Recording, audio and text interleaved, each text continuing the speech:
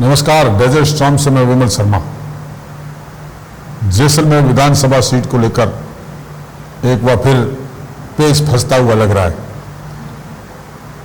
विधायक रूपाराम के लिए जिस तरह से हरीश चौधरी दिल्ली में और जयपुर में अड़े हुए हैं, वे चाहते हैं किसी तरह रूपाराम को ही जैसलमेर विधानसभा से सीट से टिकट मिले।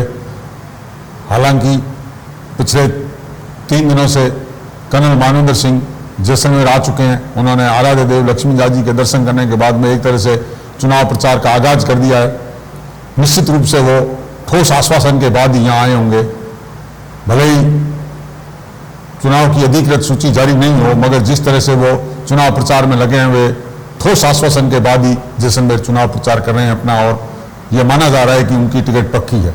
मगर जिस तरह से हरीश चौधरी और कर्नल मानवेंद्र सिंह के बीच जो सियासी दुश्मनी है, जो पिछले 2 दशक से चली आ रही है, उसके चलते पंजाब प्रभारी बायतू से विधायक और पूर्व मंत्री हरीश चौधरी अपनी पूरी ताकत लगा रहे हैं कि मानवेंद्र सिंह को टिकट न मिले और जैसलमेर से रूपाराम ही एक बार फिर विधायक का चुनाव लड़े। इसको देखते हुए उन्होंने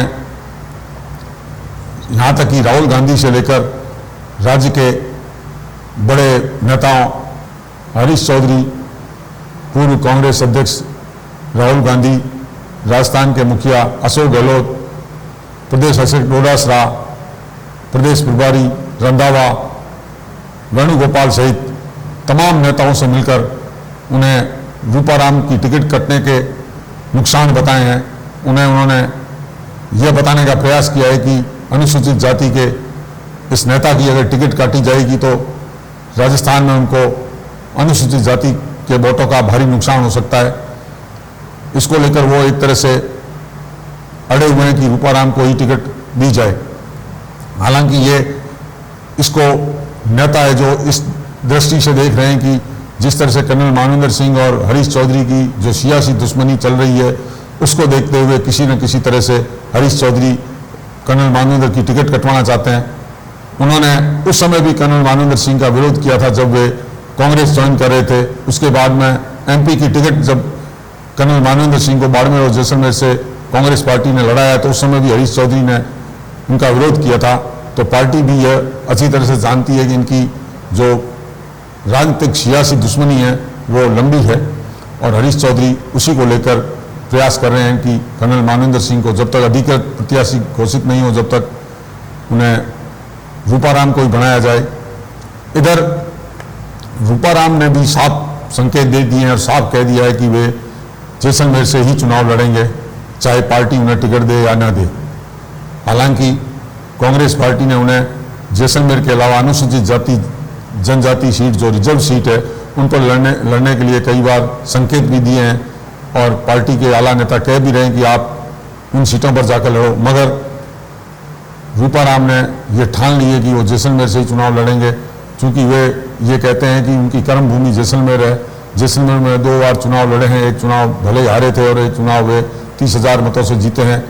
वे मेघवाल समाज के राष्ट्रीय अध्यक्ष है, और पश्चिमी राजस्थान सहित अगर उन्हें टिकट नहीं मिलती है तो वे 20 विधानसभा सीटों को प्रभावित करेंगे, और एक तरह से कांग्रेस को अप्रत्यक्ष रूप से धमकी है कि अगर उनकी टिकट काटी गई तो वो 20 विधानसभा सीट से कांग्रेस को हरवा देंगे। इधर कर्नल मानवेंद्र सिंह जो ठोस आश्वासन से जैसलमेर आए और चुनाव प्रचार कर रहे हैं, कांग्रेस चाहती है कि उनके पास कोई कदावर पश्चिमी राजस्थान में राजपूत नेता नहीं है। अगर कर्नल मानवेंद्र सिंह उनसे जुड़ते हैं और जैसलमेर विधानसभा सीट से लड़ते हैं तो कम से कम मारवाड़ की 15 से 20 सीटों पर प्रभाव डालेंगे और राजपूत वोटों का उनको फायदा होगा। इसी को लेकर कांग्रेस इसी गणित के साथ उन्होंने मानवेंद्र सिंह को आगे बढ़ाया था। अब मुझे नहीं लगता कि कांग्रेस के लिए पीछे हट पाना आसान होगा, और कर्नल मानवेंद्र सिंह जैसे कद्दावर नेता जिस तरह से जैसलमेर में आए और जिस तरह से उन्होंने विधिवत रूप से लक्ष्मीनाथ जी के दर्शन करके चुनाव प्रचार किया है, तो वो न तो पीछे हटने वाले हैं और न ही उनकी टिकट कटती दिख रही है। इस संबंध में जानकार लोगों का ये भी कहना है कि उनकी जिस लेवल की बात हुई है उस लेवल से टिकट असंभव है, भले सूची में नाम अब तक नहीं आया हो, जब भी कांग्रेस की पहली सूची जारी होगी कर्नल मानवेंद्र सिंह का चुनाव नाम जैसलमेर विधानसभा सीट से ही होगा। बहरहाल जब तक कांग्रेस की सूची जारी नहीं होती, ये राजनीतिक प्रतिद्वंदिता, ये सियासी गणित और ये टिकट काटने और टिकट लेने की जोड़ तोड़ जारी रहेगी। डेजर्ट स्टॉर्म के लिए अब तक के लिए इतना ही। जय हिंद, जय भारत।